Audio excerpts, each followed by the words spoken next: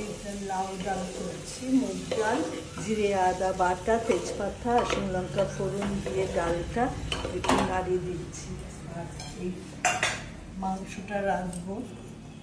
কি মাংস জানি এটা বললো, বেশি শুধু নয়, এটা হলো কক দেন, এগুলো ফাইটিং করে মোরগগুলো।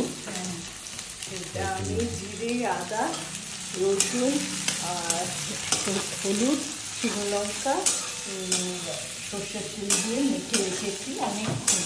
এবার পেঁয়াজটা ভেজে এর মধ্যে মাংসটা দেবো, দিয়ে আমার কষতে হবে অনেকক্ষণ। তারপরে গরম জল, বেশি করে জল দিতে হবে, নাহলে মাংসটা সেদ্ধ হবে না। এইটা হলো রত্না বাড়ি থেকে এনেছিল শিম, ওদের গাছের কোনো সার দেওয়া নেই।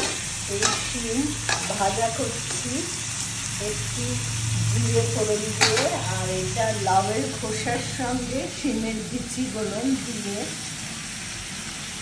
পাঁচফোড়ন দিয়ে এটাও ভাজা হবে। লাউ হবে আর মুরগির মাংস হবে।